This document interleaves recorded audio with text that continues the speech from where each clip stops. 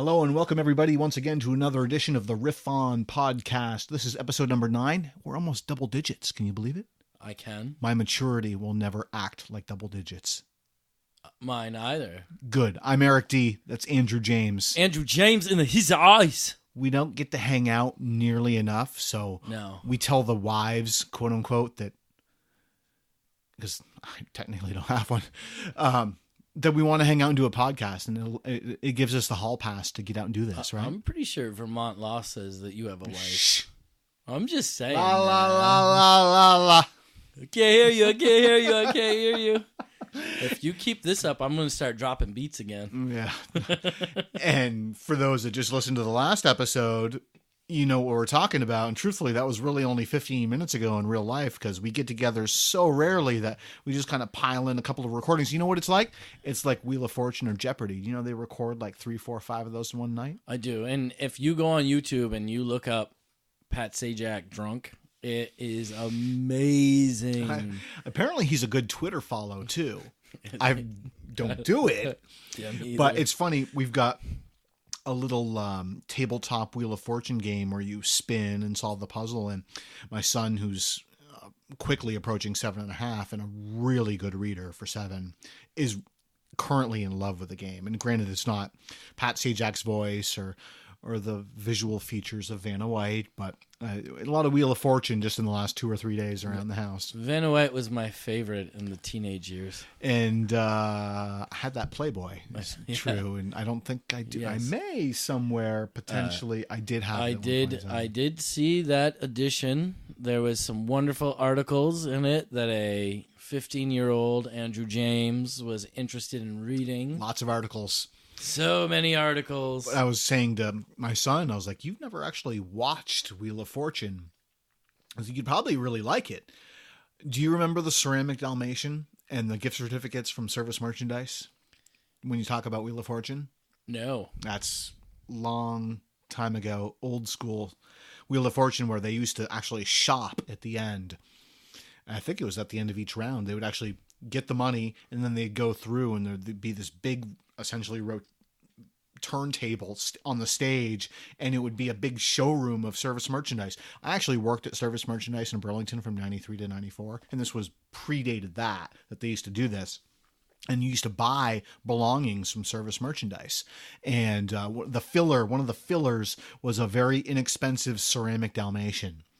And basically, once you got to the end, you'd buy the ceramic Dalmatian, and then the balance would be like a gift certificate to Service Merchandise. But that was essentially Wheel of Fortune way back when. It would be interesting to see when that was now. So if you want to talk about YouTube and Pat Sajak and Wheel of Fortunes, go look up Service Merchandise Wheel of Fortunes and go watch the shopping. So I do remember Service Merchandise. We got our first Atari there in 1981. I'm going to date myself a little bit. Very good. Very good memory. It's, I remember because we got Pac-Man.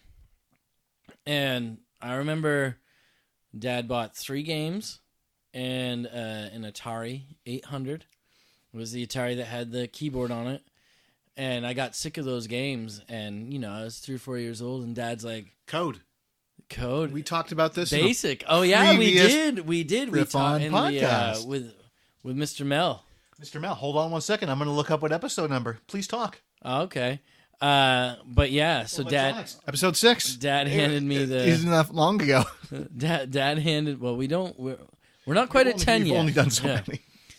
And he handed me the book, and he's like, go ahead and code. And that's where my love of all things technology comes from. So my speakers upstairs, my house speakers, are still from Service Merchandise. Yes. They're called Allison Acoustics, and for anybody that's an audiophile may actually know what Allison Acoustic speakers are. And I may have a blown woofer, but they are still probably some of the best speakers I've ever heard, and they cost me like $150 for the pair, and they rock. And I still debate on getting them reconed because they still sound that good. And I've had them. I worked there in 93, 94. I was working there when I bought them, so 20 couple years ago.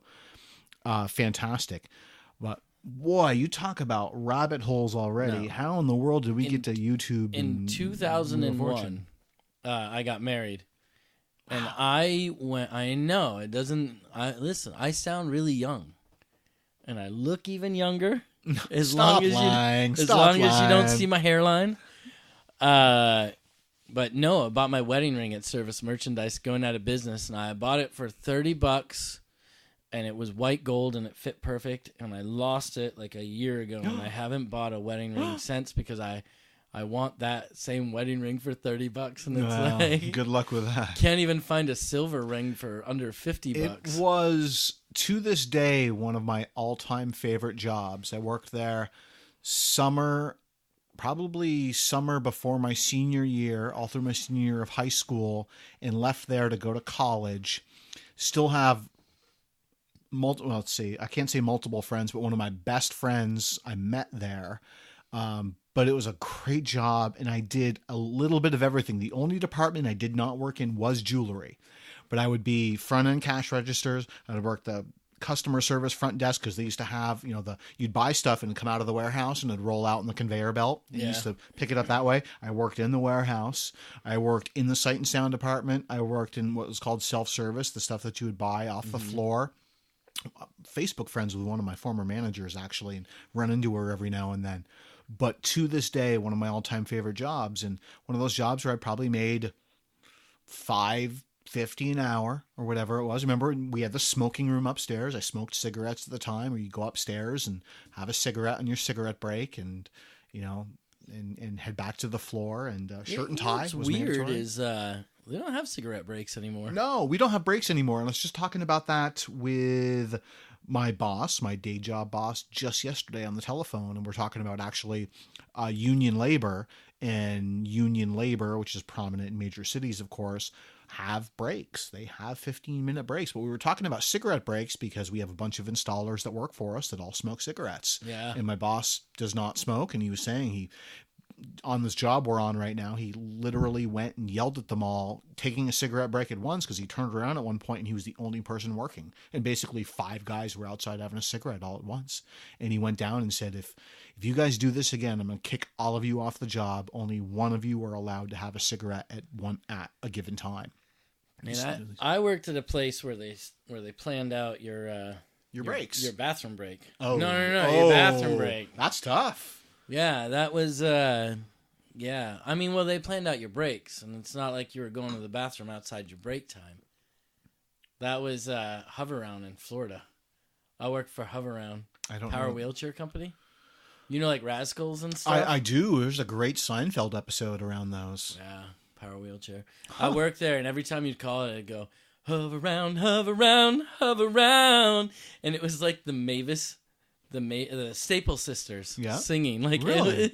It was a really good recording. And these, it was like these 3 female voices, but it was the funniest thing because it's like this jingle where you're like, oh, man, that's the place where everyone's unhappy and they plan out your bathroom breaks. Oh, my goodness. I tell you, and we've talked about this before, maybe on a podcast, maybe not. I can't remember. We're almost double digits here. So there's some hours behind us. And we've talked outside of the podcast as well quite a bit. Well, sure. So that's why I don't recall if we did this on microphone or not. Sure. But the more we talk, the more I realize that you've done more jobs than I have ever known. And so it's like every time we talk, it's a new job I'm finding out about. And it's a riot to me because I just get a kick out of it. Like, that was a new one to me. Well, you're talking about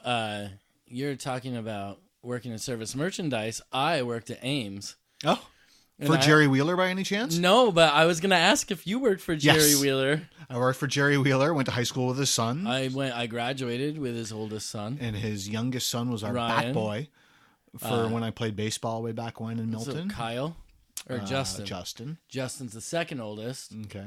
Those guys are all amazing athletes in high school. I just saw an Ames sticker on something I was at my parents' camp up in Swanton, and the people across the street were having a yard sale, and they were from Milton, and they had some unopened starting lineup figures. They got some starting lineup stuff up here, and one of them had an Ames sticker on it because it was unopened. You're an Ames guy or an Ames's guy? Ames. Ames's? I've never heard it. You've never heard anyone say Ames's, and I'd probably kick someone's rear if they ever said Ames's. You going to the Ames's today? No, but it's funny because that's now Bonton, correct? At the University Mall? That Bonton side. was Ames's? What's on that end? Yeah, it's no, Bonton. it was Coles. Coles, that's what it is. Sorry. And before it was Ames, it was Zares. Zares, absolutely. I remember both of those. I remember being lost in Zares and having to be paged over the speaker for my mom to find me. So that was a long time ago. I remember going into Zares, and I was young, walking in and seeing, every time we'd walk in, there'd be that chicken that you'd put the quarter in and you get the egg out of. Mm-hmm. And I just wanted, I wanted an egg every time we walked in there. And then they got rid of it when it turned into Ames. So to put aside my perhaps squeaky clean image that I may have, maybe I don't have one. Squeaky clean image? I believe it was Ames. I can't remember who I was with, but I was busted for shoplifting cigarettes.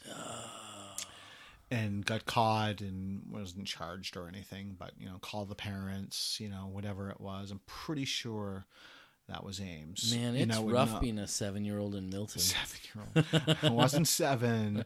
And the thing about it back then, you're stealing something that was like $2 a pack, maybe 3. And I look at the prices $10 a pack now? Oh my God. $11 a How pack? anybody does it. I don't know. You talk about not being able to afford rent and things like that. How does anybody afford to smoke cigarettes at those prices? I mean, it's just baffling to me. But woohoo, speaking of University Mall, we're finally getting a Target. And is that a woohoo? That's, for me, it's totally a woohoo.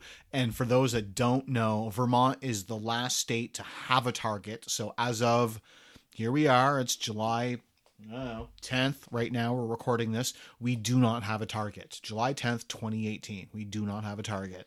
And it's due to open this fall. I was just in the University Mall recently and go down to the end where Bonton actually is. So I wasn't correct where, what spot Ames was in. There was a big old ad for Target coming, which I personally could not be more excited about. Do you remember in the University Mall? And this is going to be all the Burlington people that grew up in the area in the 80s and 90s. Do you remember down in that end? It was Papa Gino's and Wendy's.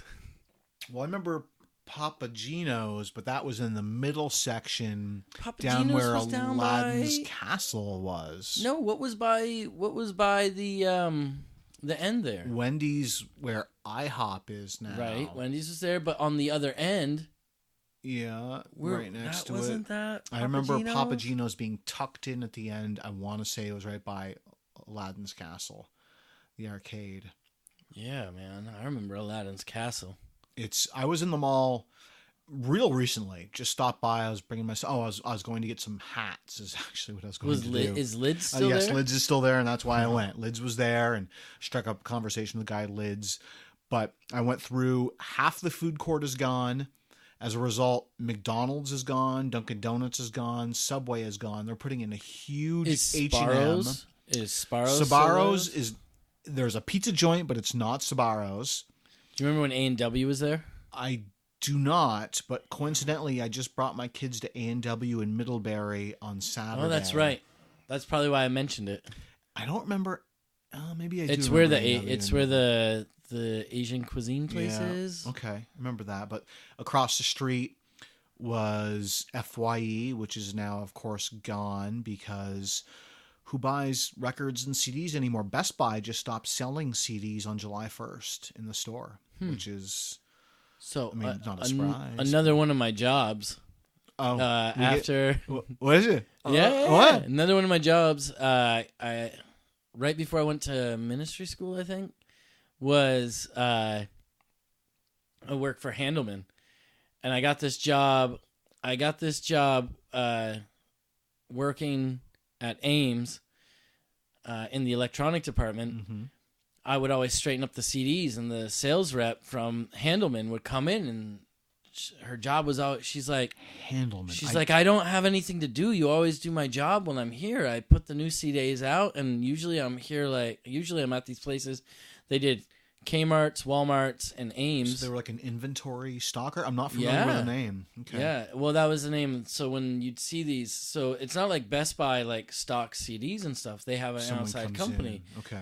And maybe Best Buy does do their own, but Kmart and Ames and Walmart never did. They hired this company called Handelman, that would do all the media. It was all of the CDs and DVDs and Okay. VHSs, and they would do all the video games and stuff. I would have liked that job. It was At the awesome. time, right? I drove. It was probably 97. So I would drive around. New England doing this. You would? Yeah, not like it wasn't like the furthest south I ever went was Salem, New Hampshire, and then I would do Littleton, New Hampshire. I would do White River Junction. I would do Lebanon. I would do Morrisville. That's Lebanon. What is it? Where are you from? That's Lebanon. Lebanon. It's not Lebanon. You're from Europe if you say Lebanon. Is it Charlotte or Charlotte? It's Charlotte here. All right, so I'm lost. Where you crossed over, I thought you were just talking about Ames and her not being able to do her job. So you actually worked for this stalker as well. I worked for Ames, and I would do her job for her. And when she'd come in, with the Ames. No, I wouldn't travel with the Ames. So I was working at the Ames, and I would do this person's job for them. Mm-hmm. And I got to talking to her, and she's like, well, you're doing it for me anyways. Do you just want to come and start working for us? I'm like, sure.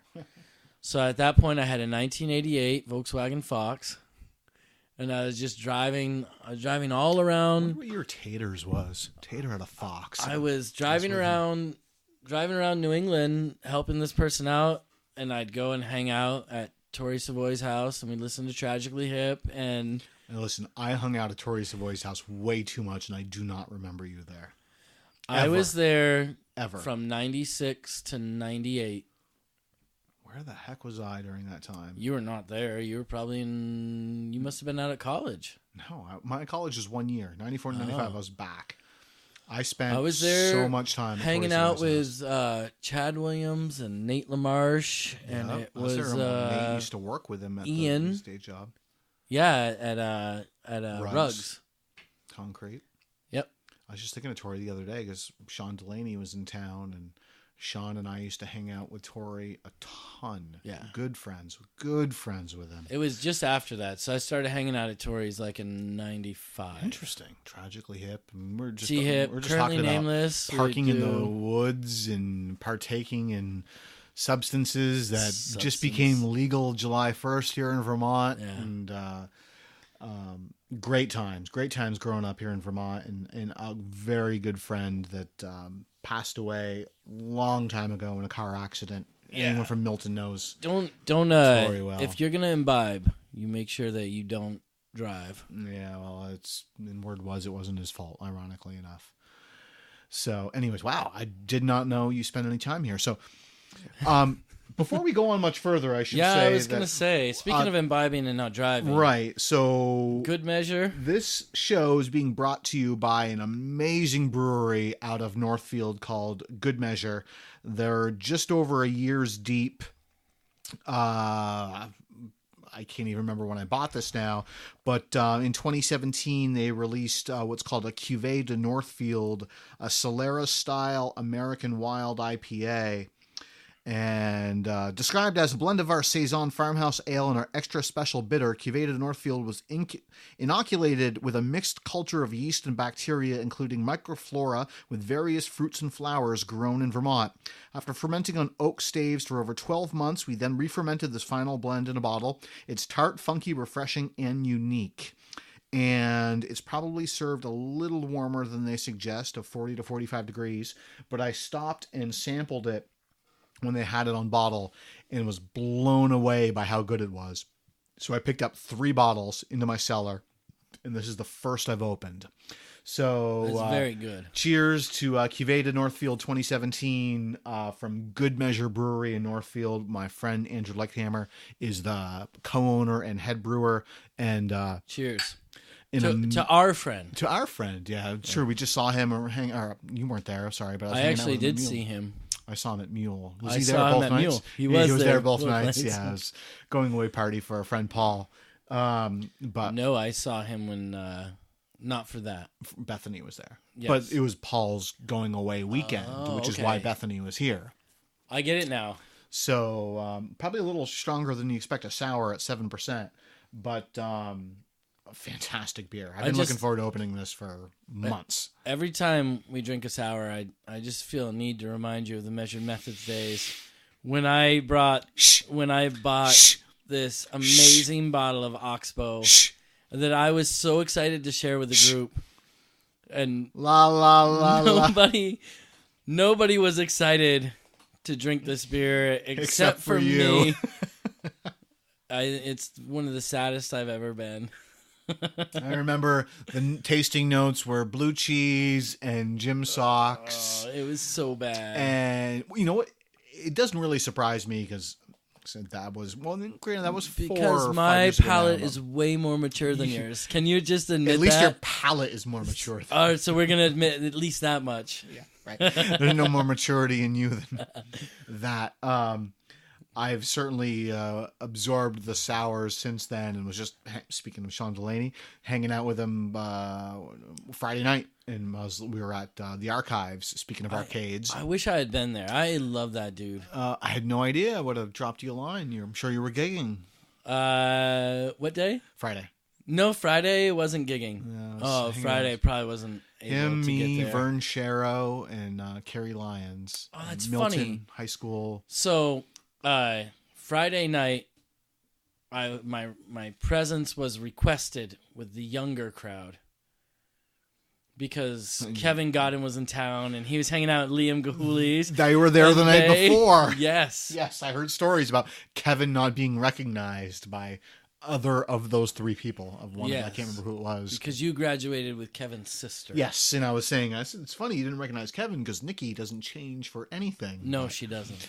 But you grew up right down the street. I grew up right next door to those guys. Yeah, from Milton. So, but we were at the Archives, which, speaking of arcades, is a fantastic barcade here in downtown Burlington, Vermont. There's only one now. There is now, but there are other barcades, out and around, but still one of the best tap lists in Burlington. And I had one of the, we talked about Hermit Thrush last episode, the Ruthenium, which is brewed exclusively for Archives, and is a good, subtle, pale sour. And I asked Sean, I was like, you do sours? He's like, nope. And I was like, yeah, that's right. That still occurs because once you get into them, you're in. Yeah. You're in. I've been into sours almost right from the beginning.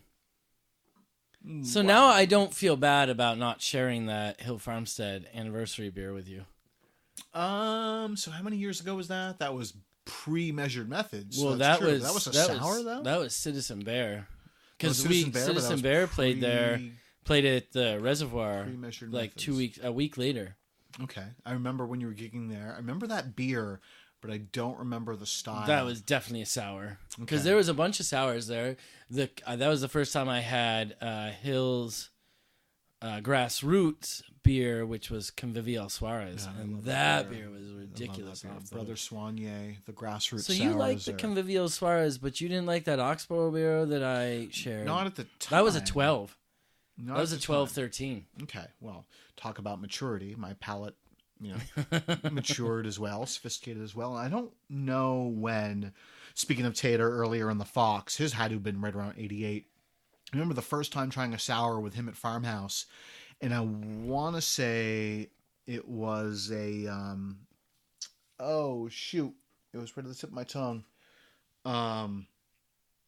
I can't remember, but I remember him giving me a taste, and I was like, oh my God, how the hell do you drink that? And it just being so, bitter, but I'm saying being a craft beer drinker for 21 years now, essentially, it's been a lot of IPAs, and those have obviously changed substantially in the last handful of years, but that's been my thing, is hop forward beers and pale ales and what have you. And not that I haven't enjoyed porters and stouts and things like that, but when you first try to get adjusted to a sour, it's so incredibly different to everything you drink. It's interesting because America's been such a lager nation, that you would think that going from a lager to a sour would be more, yes. That's just the. You'd think it'd be more palatable than going from an IPA to a sour. So you'd think the sours would be a little bit more doable. A little bit, right? A little bit left in there. So I have a rabbit trail I want to get off on here with you. Okay. I mean, I don't think we meant to go 25 minutes deep into more beer. Well, we did backstory of. We were talking about jobs, and that's fun. Yeah. And so let me ask you a question. Beer's the rabbit hole. If you don't know somebody's name, what do you call them? Like if you see someone, what do you call them? I try to politely get my way out. I really you don't like if you see someone that you like and you're not really sure their name and hey dude, you're a dude guy. I'm not a dude guy, but I know where you wanted to go with this conversation, so I was leading you to water. I've been wanting to do this conversation. I've been holding off on it because I'm not. Hey, dude. I mean, I call people that I know in casual conversation. Or so you're a dude guy. I'll are you bro? Bro, every once in a bro? while. Are you a guy? My friend. What's up, guy? Oh, my friend. What's up, my friend? How's it going, my friend? I will say that. What kind of beer can I get you, my friend? Sir. I use sir a lot. I've always been very polite. The whole respect your elders thing, which is underappreciated. You never called me sir. No, because you're not mature. Just your palate. I've always been Mr. and Mrs. to anyone older than me. Even to this day, people a few years older than me, I will say that too, especially when I don't know them well. But you ever say buddy? Yeah, I say that to my son all the time. You ever say bud? Yes. What's up, bud? Yep. Now in high school, I got called bud a lot. And it's like Bud kind of went out, I feel like, in the 2000s. Bud?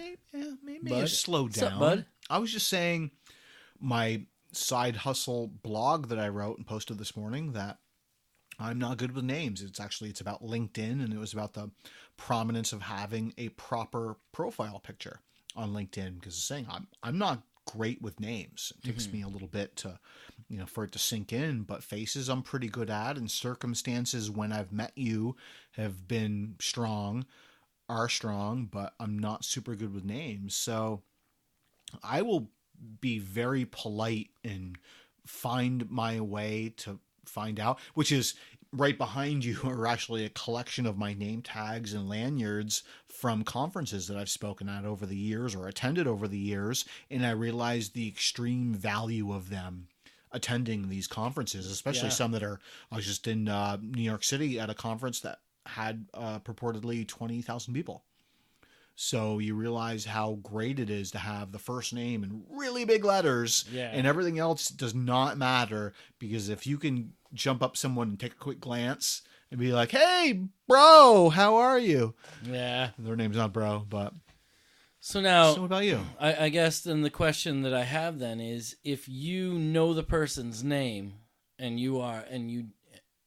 do you prefer to call people by their first name, or do you prefer to use dude, guy, my friend, bro, buddy, brah? What's up, brah? It's making me think about it now. Speaking to other guys, with females, I will always use their name. But with guys, I don't know if I ever use anything proper necessarily, anything specific. It's, conversations, they're just, especially if you know these people, it's naturally free flowing, and you don't ever feel the need to, at the end of the night to be like, "See you later, Andy."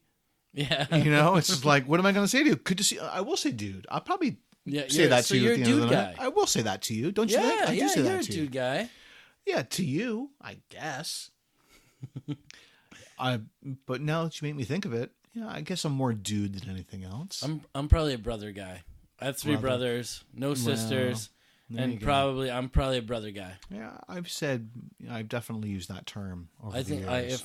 if I am close to somebody, I call them brother. You're my brother. Yeah. And I introduce my kids to people. Like when I introduce my kids to like Joe Brooks, like this is Uncle Joe. Yeah. Okay. Because equivalent of your brother. Well, I mean, he's so people that I get really close to. It's like, John Grattan, played music with him, and friends with that guy for 20 years. Right. Right. Ton of music together. We worked together for like 15 years. It's like, yeah. Right. I've never really thought about it. Now that you put me on the spot, I'm going to like conscientiously think about it before I talk to anybody again. I'll think about it tonight before I say goodbye to you. I think it's interesting just because it's how we relate to people. And I guess when I first posed the question to you, it was like, oh, what do you call people when you don't know their names? But what do you call them when you do know their names? It's probably more telling. Those circumstances don't change the way I deal with them or talk to them. I'm really, it's very neutral, I would say. I try to really not, of course, show my hand that I don't know their name or don't recollect their name. Yeah. But it's, I just very polite. Nice to see you. Good to see you. Have a good day. And then it's the closer individuals where those slang terms kind of slide in, I suppose. Yeah. And it's been 25 years of dudes. I suppose it's dudes other than bro. Even though I'll use brother, dudes is probably the most prominent one. I think I've gotten a brother from you once. I'm sure. Twice. I would think so. It's it may have to do with the beverages. May. I've got or shared experiences before we end this podcast, which I don't know how much longer we want to go. But I did want to talk about the last time that we hung out. I was going to say that. I mean, I'm not in a time constraint, and I understand. Well, I'm not either. You've got the drive. It's 20 past 10 p.m., which we could always do a third. I'm going to have another beverage. Of course, you don't have to. No. Unfortunately, I don't have to go anywhere.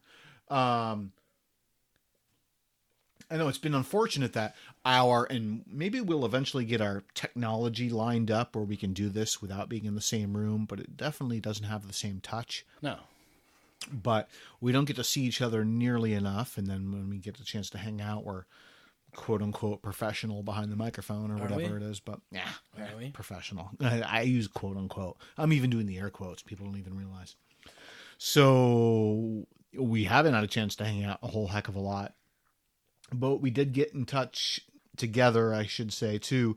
In mid-June, I yanked you out to a show. You're always playing, or I'm at shows because I've seen some unbelievable shows. I've drug you out to some. We talked about the Bar Brothers in a very early. Bar Brothers, they're coming back this fall. They were so good. But the harpist did leave the band, which is a real bummer because she was a real great accent musician to what they do.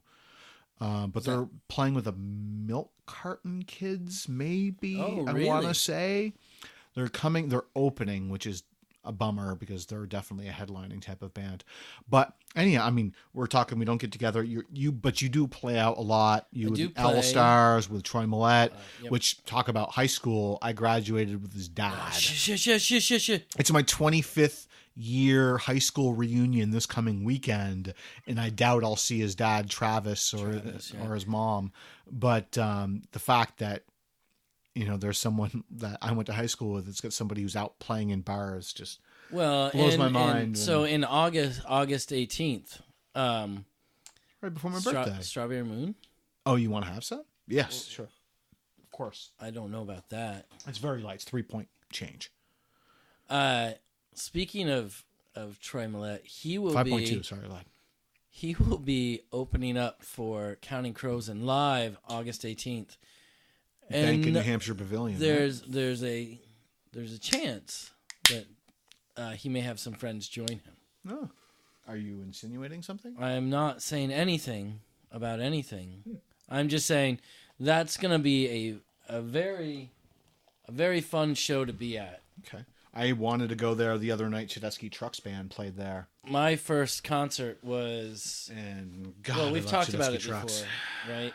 We talked about your first show? Yeah, we did. The first show I ever went to was Gloria Estefan, or was that mine? In the Miami Sound Machine. No, mine was Sponge and Live.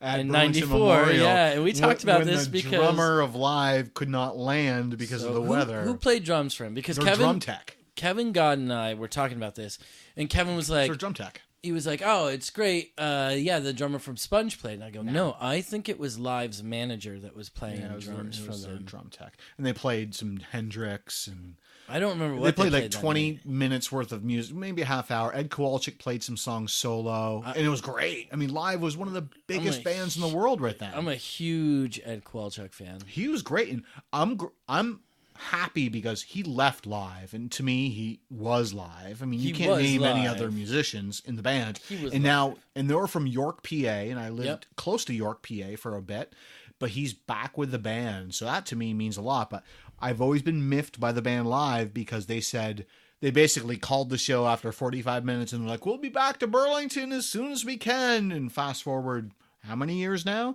23 years. Oh, no, they haven't been back. No, They've that's never going been to be back. in Exactly. Guilford. Yeah, well, it's not Burlington. We don't like New Hampshire here, so that certainly doesn't count. No, Vermont does not like New Hampshire. Or New York. Yeah, New York's okay. No, we don't like New York. Nope, screw the Yankees. Okay. Screw the Knicks. A lot of strawberry. Screw the Rangers. No, well, I'm a Yankees fan. I know you are. Is that where you were going with that? No, I still want to. I want to talk about Sturgill. No, screw the score. Well, I don't go Sox. 6-5 Orioles. Yes. Lost. Oh, I didn't need to see that. Yes. So, yeah, you're out gigging a lot with the Owl Stars and playing with Troy and open mics, and it's cool. And open mics. Finally, I got a good deal on a pair of tickets, even though we could have bought a pair for $20 at the day of the show. But yanked, we went and saw Sturgill Simpson in June. It's hard to know with those Shelburne Museum shows. It's so hard to know if you're going to get a good deal or not because so much of it depends on the weather. It does, and that's always been my apprehension to go. I've only seen in all the history of Higher Ground putting out shows there, one show, and that was Nathaniel Rateliff and the Night Sweats last year. I wish I had gone to that show. Which was phenomenal. He was outstanding. And he got added to Grace Potter's Grand Point North for this year, yes, as well as the Magpie Salute, which is Rich Robinson and essentially Black Crowes cast-offs. Okay. And I would go to see the both of them, and they're playing, of course, opposite days. But that being said, I've always held off. Well, that and a combination of things. I remember when Tragically Hip played Shelburne Museum, and I didn't go because I've seen them numerous times. But it's like, we can go through the artists that have played there. I'm not a Wilco fan. I'm not an Avett Brothers fan. I'm not a My Morning Jacket fan. David Byrne and St. Augustine. I'm not. I'm a You're Talking not a Heads Talking fan. Heads fan? I am a Talking Heads fan, Come but on not David now. Byrne. Really? There's I saw been Michael Frente there. I've seen Michael before. Not that wouldn't have been great. That was an amazing night. It's a fantastic venue. It's an awesome venue to see a show when the weather's right. Like Yeah, I when want the the weather to be weather's right. clear. So, you got the hall pass. We went out and saw Sturgill Simpson Thursday. The weather was rough. The weather was To begin with. Thursday, June 14th. It was real nice. The weather was real nice. I thought after when we got there, the weather was rough. But when hoodie weather, I remember wearing a hoodie and jeans. It was and jeans, chilly, damp. Yep. But felt like as the night went on, it got a little better, and then it cooled off towards the end. I think as the night went on, the beginning of the show was we got a little fuzzier, and as a result, you pay less attention to the weather because it doesn't affect you as much. The music was unbelievable. Sturgill Simpson, go see that dude. And did I introduce you to him? I mean, I got Dave did. I told you Your the brother? story, right? Probably that night, but I probably don't remember. So I want to say, if you guys get a chance, His brother Dave, you're talking about? Dave Patterson, go check him up on Amazon. His book will be coming out. He just wrote a novel. He's published. Is it coming out soon? Yes. Excellent. He's not positive of the date, but you can pre-order on Amazon. So if you can go ahead. Well, and this is, just real quick. Since we talk a lot about beer, he was the beer writer for the Portland Herald, correct? Maine Today, Portland Herald. Yes, and, for a couple of years. He did that for 4 years. Yeah. He ran the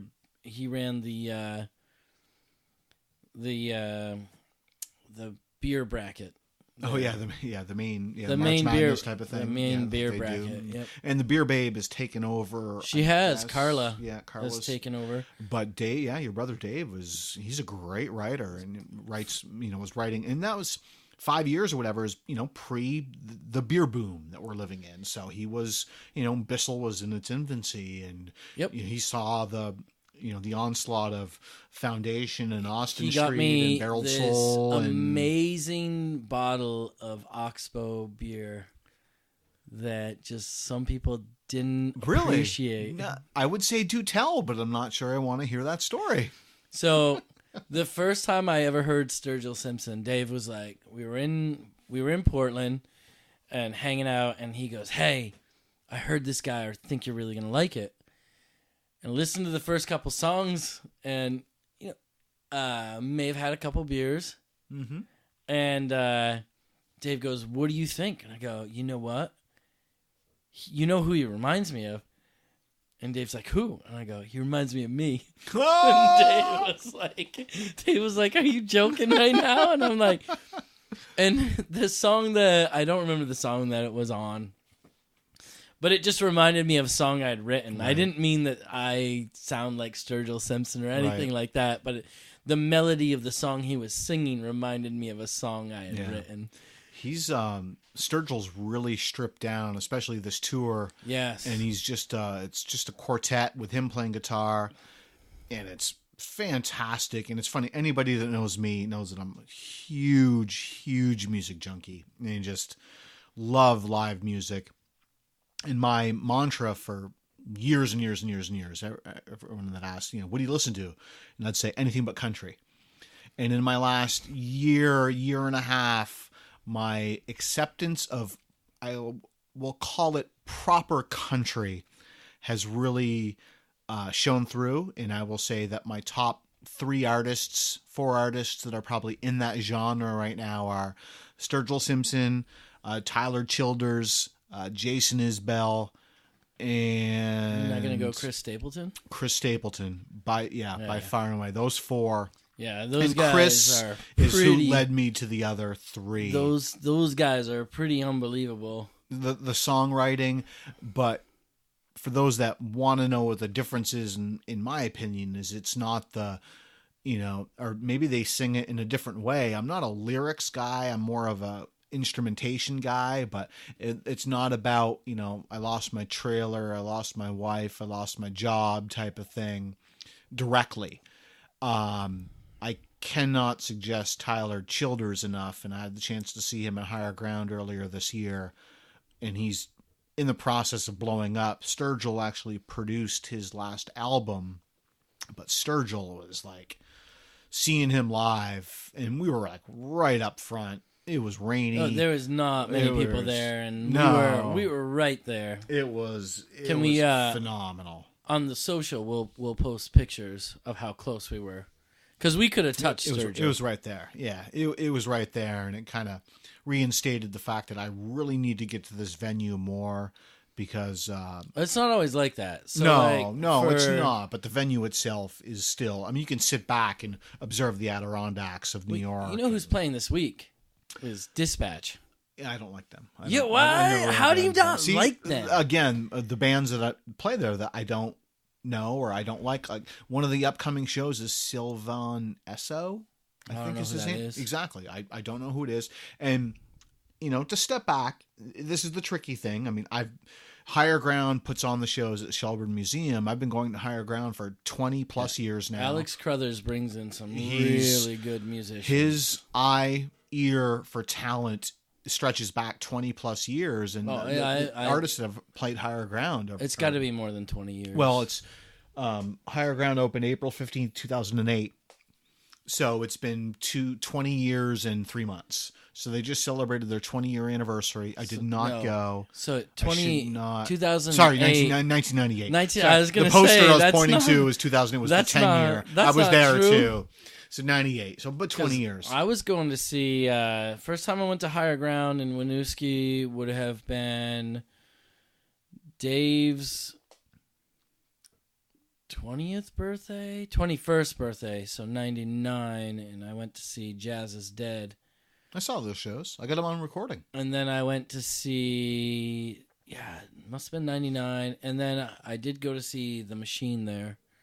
And then I saw one other band Memorial Auditorium there. Way back when. Oh, the laundry list of bands that have played there ahead of their time is just... It's incredible. And Alex Crothers, I mean, now he's doing it at the State Theater in Portland. He does Boston Calling. Amagang. He does Boston Calling, works with Wilco.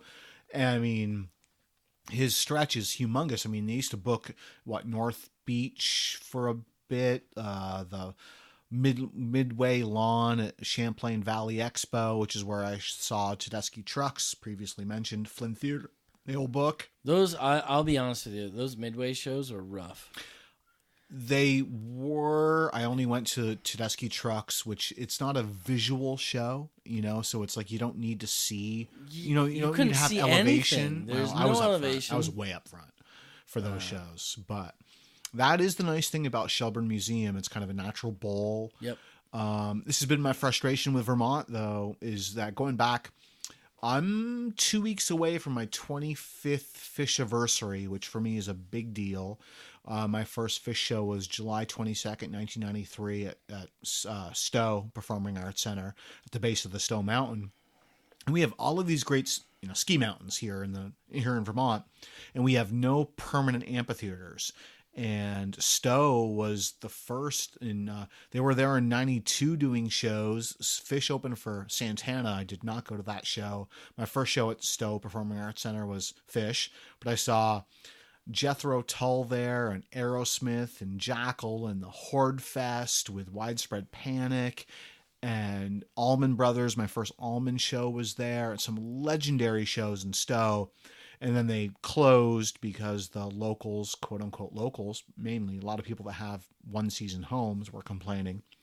And they've done shows at Bolton over the years. It's been years. Sugarbush, Fish played there a few times. Bolton, I saw Guster open up for Tragically Hip. Yeah, I remember Hip playing up there, MMW playing up there. I saw Widespread Panic up there. I remember Bela Fleck playing up there. But we have all of these great mountains and no permanent structures. I say that now. J-Peak has one. They're pretty smallish shows, but the Jeezum Crow Festival is coming up with Government Mule. I saw Strange Folks been playing up there with Garden of Eden. I saw Widespread Panic up there with Humphreys McGee. Coldest I've ever been for a show. Mid-June, it was about 35 degrees at night. Yeah. It was super cold. You'll get that. But we have no permanent structures other than that one at J, which is not even really a permanent stage, that have us as a permanent summer amphitheater thing, which is really frustrating. I think Shelburne Museum's probably as close as you get. And they do 5 a year, 7 a year, and it's a temporary structure. The stage pulls in, it pulls out. I feel like they do right about there. You think so? Yeah. Well, I mean, this year it's Sturgill, it's Dispatch, it's Guster, it's... You said Sylvan Esso. There's been some great shows, some sold-out shows. David Byrne was supposed to play Bob there Dylan played there last year. Dylan, yeah. Yeah, David Byrne was booked for about 2 days, and then they canceled. His stage was too big. Yeah, apparently his demands were too big, because that's the thing. It wasn't his demands; it was his stage. It was the production he wanted to do. Well, that's the thing. So we don't have a permanent stage there. So they pull in with one of those tractor trailer stages where they back it up and the sides fall down and it produces a stage. So, but we don't have a permanent structure. No, we do with the Champlain Valley Fair. And the Midway Lawn shows aren't even there. I can't even do Midway Lawn shows because I went to see Michael Frente there, and it was rough. It was just rough. Sure, but the big structure has what I missed. What our typical fair shows. So John Cougar Mellencamp was there last year, and ZZ Top, and the big country shows. And I remember seeing Leonard Skinner there at one point. Gloria Estefan was there. I saw Jay Giles' band there. Right. I saw Cyndi Lauper and Meatloaf, which was a ridiculously good show. Yeah, sure. I mean, there are some great shows that come through. I saw, Fish played there for the Irene benefit. Grab, which is Trey and Mike with Joe Russo and Marco Benevento, played there with Phil Lesh and friends. Speaking of Phil Lesh, he's coming up as part of Tumbledown and playing at the Burlington Waterfront. Which, Phil Lesh and his son, right? Yeah, Graham, the Midnight North Band is what it is. Phil's touring is very limited. He's not playing with Dead and Company. I really should go see that show because the chances of seeing Phil again for myself are limited. Tumbledown is the same weekend as your party? The Brook Rising. Oh, shoot. So lots of folks are going on Friday night to Tumbledown. So I got to look. That was the 26th of July. 28th is a Saturday. When's Phil? I don't know. I wanted to say it was the 26th, and it's a Thursday, is Phil. And that night is Jazz's Fish at Higher Ground. So speaking of Jazz is Dead, it's a little bit Jazz's Fish. Same little thing. A little bit more of a rotating cast. I saw them their first time through, since I've been into Fish for 25 plus years. The bassist this time around, again, for Higher Ground, is Felix Pastorius. So Jocko's son. He can play, needless to say. Yeah. Dave Grippo, The Truth from the Giant Country Horns, is on horns again. But Jazz's Fish is the late night after Phil. And it's worth every penny. And that's on the 26th. That's Thursday night, to the best of my knowledge, yep. Oh, man. Without looking it up, but this is like, if anyone wants to sponsor my liver and my show demands, I'm available. I mean, anytime. I'll go to shows with you. I will be a friend. Sure. Are you paying? Are you at least buying your ticket, I should say? No. I'll just go to shows with you. If you need someone to go to a show with. Okay. So we need to turn this into a sponsorship. We'll wear T-shirts that have local, anything. I'll wear a T-shirt with your face on it. My face. Anybody's face. That's not going to get anybody any money. No, I know. I understand. What I'm saying is, I'd like to be your friend. And have you pay for my ticket. Oh, okay.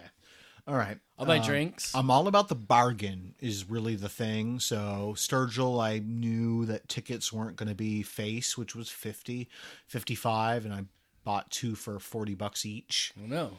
So I paid for my ticket that night. I paid for drinks. No, you didn't pay for drinks. I brought drinks beforehand. Yes. Okay. You bought those. I brought those beforehand. I bought the beers inside the venue. I'm pretty sure I bought at least one. You may have bought. Did you buy the round at Buffalo Wild Wings after? No, I didn't drink at Buffalo Wild Wings, I should say. I did buy the round. I had enough. You had a beer, and then you had a PBR, and we had wings. I had a beer and a PBR. Yeah. That's funny that you said it that way. Well, that's kind of what it was. That was kind of like the end of the night, last call. I'll have a PBR instead of anything. I don't even think I drank the PBR, actually. Well, not that there's anything wrong with that. But I don't mind PBR, actually. I don't mind it. I prefer, if I'm going to drink one of those kind of beverages, I prefer Narragansett. I do too. Have you had, and I just drank all 4 Narragansett Fresh Catch yet? Yes. I did. It's $9 for a 6-pack. It was expensive, yes. Expensive? $9 for a 6-pack of 16-ounce cans? Versus Narragansett, though. Oh, yeah. It was $5.29 for a 6-pack. So there's a step up. And I wanted it to be a little bit better. It was good. Really? I thought it was good. I thought it was good bang for the buck. Yeah. Was it a 6-pack? Yes. I guess it was. Yeah. Sure was. I drank them all. So not that there was anything offensive about them, but it was decent. I mean, I guess the scary thing is in beer world is that's now a bargain at that price, but it is in essence. But well, I mean, what you're drinking right now. It was $11.29 for a 4-pack. That's a pretty good price. In this of 12s, even at 12s, that's a pretty good price for a 4-pack. Yeah, 12s. It's not horrible. We've now reached that age or that time, I guess I should say. There's just so much good beer out there. That's the thing. It's to me, the best deal is $10.99 for 4-pack of 16s. A 4-pack of 16 Upper Pass. And that's about where Zog's from Idle Time is, right around that price point too. It's really good. So speaking of upcoming shows, Phil, Tumbledown, Grace Potter, Grand Point North. You have any tickets for anything? You doing anything good? No, I don't have tickets yet. I was thinking of doing Friendly. We ended up having a gig that weekend, so It's rough playing because it's like the summer's when people want you in. You know, got another offer for a gig this upcoming weekend, but we're just not available. Someplace in Waitsfield want us to come and play. Yeah. And it's hard for me to say no. I love to play all the shows if I can. But no, I don't have any tickets right now. May try to do one night of the Grand Point North. Yeah. I'd love to do the Do Good Festival. That's pretty good too if you can. Chad Hollister's playing this year. Phillips is the headliner though. I like him. I do too. He's got some good songs. But I think he does the Americana folk rock really well. Yeah. Folk pop, sorry, not rock. Thursday night, The Point sponsors the shows at Battery Park. And I always want those to be a little better than they are, but they're free, so it's hard to complain. But those shows always have folks in there. DuPont Brothers are there. But they always bring... Connie is the last one. They always bring in folks that you're like, oh. Like that. So the last show that I went to was probably Matt Costa. And Matt Costa is on the Brushfire Records. Yeah, Jack Johnson's label. Yeah, and he was a part of the... I'm not going to remember the name of his band, but they usually have people that aren't... There are folks that you will see touring with national acts. Yeah. They're not like necessarily headlining national acts. I know Steve Hartman was telling me he opened up for lead singer of Dashboard Confessional there a couple years back. Mm-hmm. Yeah, you'll see folks there that are worth... The music is worthwhile. Yeah, I mean, it's always decent music. I remember when Ryan Montbleu was there. I think that was the only one I've ever really been to. And, of course, I've been a Ryan fan for 10 years now. So that was great. But this year, 4 or 5 were announced. I was like, I've heard of 2. And I think Mallets Bay does some here, and that's always some local bands. And... It's tough. I mean, there's a lot of local bands. Yeah, there's so go out and see local music. Right. There's so much going on. There is. The summertimes in Vermont is like every day. It's every day there's something, you know? Yeah, I'm trying to remember what I've seen lately booked that I was like, I want to go to that. One thing I saw today that made me pause was a show at Higher Ground for April of 2019. I was like, nope. I don't care who it was. Who was it? I don't know. Who was it? I don't care. No, I want to know who it was. Honestly, it was no one I've ever heard of. Even if I was, I don't want to think of April 2019 right now. I mean, unless it was someone I've been saying for years, I want Widespread Panic to play Higher Ground. I mean, they're much too big for that. But if they booked 3-4 nights in a row, they could probably do it, and I'd go all 4 nights.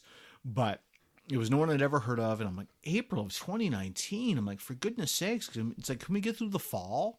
I mean, maybe the winter. This has been my biggest beef of the music industry, and I would say it's over the last year, is the prominence of the probably mostly the major arena shows booking a year out.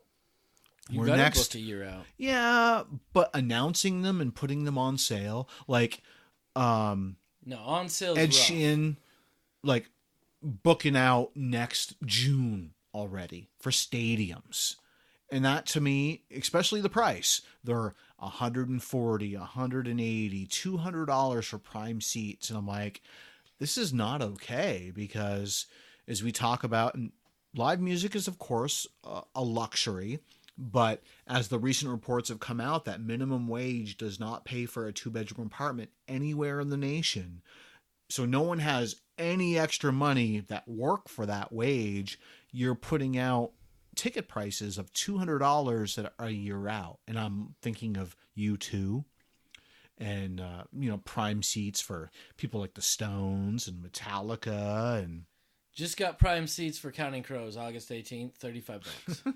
Right. And that place is seats 8,000, Bank of New Hampshire. I've been there once. Fantastic little venue, middle of nowhere, New Hampshire. All of New Hampshire is middle of nowhere, technically. Great spot. I mean, love it. Yeah. And I've been a Counting Crows fan for almost 25 years. So They're my favorite band. Yeah, I Just appreciate them throw right that up out there. there. I put them right up there. I enjoy me some 90s bands.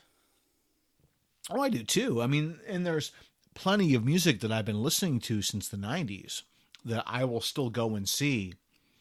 I've never seen the Counting Crows, and that they're probably You're right coming out up August there. 18th. It's happening. I'm going to see Fish at Curveball. No, you're not. It's my birthday weekend. I haven't seen Fish in August almost... 18th? I thought your birthday weekend was the My birthday's last... the 21st. Oh. So I haven't seen Fish in 4 or 5 years. I've seen them 75 times or whatever it is. But I'm going to Curveball. I still have to buy my ticket. But that's the festivals that Fish put on are second to none. I've already booked it out, going with a good friend and some friends, and it's going to be amazing. It's at Watkins Glen. Yes, I have some friends that were going to go to that. But I convinced them to go to Counting Crows too, because... I would love to do them both. I know, right? Both. If I could do, say, if I had that sponsor for live shows... We'll do podcasts, just talking about live shows. Oh, if we could find a sponsor for the live shows... We can play cuts. Live Nation, Ticketmaster, Higher Ground... Or just somebody who likes to go to shows and doesn't have a friend. Yeah, well, yeah, and that's... And truthfully... 25, 30 years of going to live music, 25 years heavily. That's mostly why I don't go to a lot. One is price, and two is, in this day and age and having kids, is not having someone to go with. I know. It's difficult, and I'm frustrated of going to shows solo. I just went and saw Mo twice at Higher Ground, back-to-back nights. I hadn't seen Mo in forever. I've been seeing them for 20 years. Second night, I left early. I was there solo.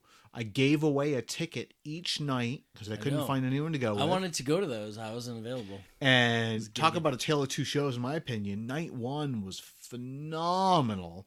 And night two, I was bored and left. And of course, I left, and then they played one of my all-time favorite songs 5 minutes later. But what can you do? I was there solo, and I was tired, and it was 2 nights out. But I've been seeing Mo at Higher Ground. My first show at Higher Ground for Mo was 98. When the year they opened. So it'd been almost 20 years since I'd seen them at Higher Ground. Yeah, 2 tickets, which is always difficult, which is why cashortrade.org is a great website if you have an extra to get rid of. We mentioned that in our last podcast episode because of their beer that they brewed with Fiddlehead. But, I pull the trigger on tickets usually at the last minute, unless I know it's going to sell out. Actually, that's actually why I had Mo tickets. Yeah. So I bought them because I had a friend coming up. He was going to come up, so I bought a ticket for each night. He was only going to make one. I'm like, I've got him for one night, and I can get rid of the other. And he didn't make it up, and so I had no patience to sell outside the first night, and there were people just giving away extras, and you couldn't even give them away. And then the next night, I just wanted to get inside. And I probably could have sold it, but I asked someone outside, how long have you been trying to sell this extra? And he's like, 20 minutes. I'm like, I don't want to do it. Yeah. I don't have that patience. So, but, I've got no tickets in hand for anything other than the Brewfest, which we talked about in the last episode. Yeah. That's my jam every year. I still get to get my Curveball tickets. And the rest is, finding someone to go with and pulling the trigger. I'd do Grace if I could. September. Yeah. But I have to check the schedule. I'd like to do at least one night at the Grand Point North. Oh, it's a great festival. Oh, it's right on the waterfront. Grace, too. Yeah, the waterfront stuff is... Maritime's coming right up, too. And that's where Phil Lesh is playing. And Tumbledown, yeah. It's now kind of rebranded a teeny little bit. That's the Twiddle Festival. Yeah, Twiddle. I've been listening to them for a long time, and I'd rather listen to Fish. But so are the Owl Stars starting to ease back into things? You guys booking shows for the fall, or we're booked out, I think, until October right now. And so, things are what they are. We're doing a bunch of house concerts because that's a little bit easier to manage. And, but no, we're still playing breweries and stuff. Well, those are still gigs. I mean, there's always gigs. We turned down a few shows, like I mentioned before. Yeah. This weekend, someone wanted to have us in, and just weren't available. Right, last minute stuff's. Summer's hard. Right, summer's real hard. So, that doesn't. Yeah. So, okay, well, cool. So, as soon as we have something of note, I guess, for you guys, we'll promote it. But, for the time being, it's kind of quiet. No, we're not quiet. I mean, we have stuff coming up. We're playing at 14 Star on August 10th. I saw that, actually. 14 Star, August 10th. Trying to think.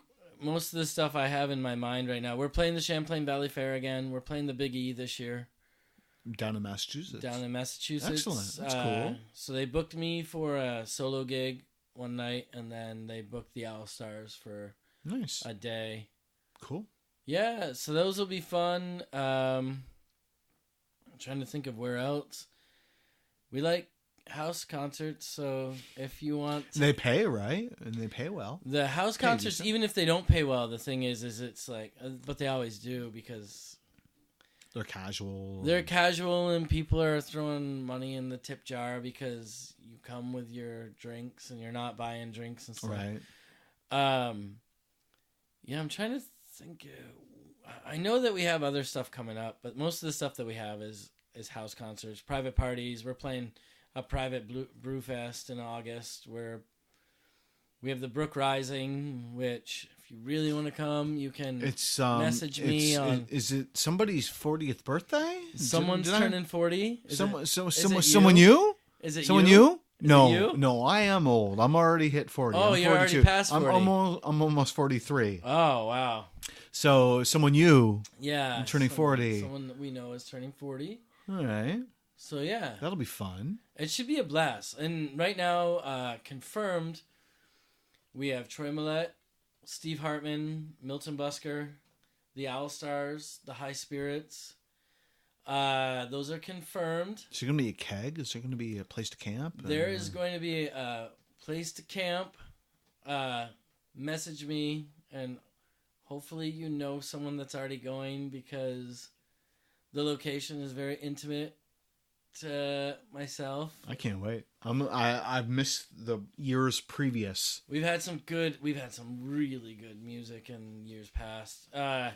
So yeah, and we have other bands that I'm not sure of right now. I think actually, some of Coon Hill John will be there. Nice. That's cool. Excellent.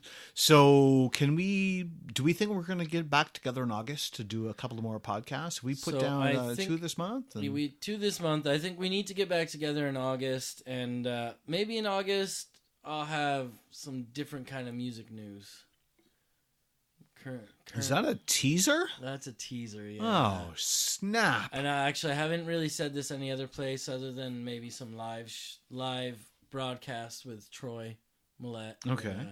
Troy and I have a bet going on right now of who's going to finish an album first. And yeah. He's working with the dudes from Medallia right now, finishing up an album. He's got he's got 3 songs done, and I have 2 songs started, so I think I'm going to try to get some stuff done. The 2 of you, Milton Busker, who's going to have an album out first. I'm so excited about Milton Busker and the one Graham. song I've heard, which I played for you at Sturgill Simpson in the parking lot, is phenomenal. Phenomenal. Yeah, it's really good. And he does my podcast intro for my Side Hustle podcast, and I could not be more proud about that because I've been a fan of his for 20 plus years. So awesome. Well, I'm hoping we can get together again soon because I think we were both amazed at the gap between the last podcast and this podcast. I'll see you on the 28th. Maybe we'll do like a little mini podcast on the 28th. We can always do something. I could bring out the out Zoom the here, and the microphones, and we'll get in. It'll be like a live feel. We could record some music even too. So yeah, I've got apparently 42 hours of music left on this memory card. So as long as I have a battery, yeah, I can record some stuff. But we could always do that as well, but tie it in. But I'm disappointed that my excuse to see you has to be a podcast, but I'll take what I can get. We get together other than podcasts. Yeah, we do, but they're still brief. It is brief. We'll get together more. I hope so. We just live so far away from each other. Yeah, like 35 minutes. I mean, it's like 42. 40. Oh, you timed yourself. Shoot. It is. It's it's a wee bit, and a wee bit after a beer or two, especially. But having kids and putting them to bed, and it's tricky. So we do the best we can. Well, we'll do it once, take more if we could, but appreciate you coming out, buddy. Yeah, man. Thanks for having me again. These are, hey, I hope someone's still with us. They're a little bit longer than I wanted, and maybe not a core theme, but it's okay. It's all right. We're riffing on. Yeah, we're trying to get back on the bike. Yeah. Make sure we learn how to pedal. Yeah, we're pedaling in the water. We're treading water right now, trying to kill this. Cheers. Cheers. Thank you. Oh, you get an empty glass. Definitely time to go. Hey, for Andrew James, I'm Eric D. Thank you for sticking around on this episode of Riff On. Yeah, have a great night, evening, day, morning, afternoon, session. Later. Bye. Bro. Bro. Sup, brah. Dude. Sup, brah.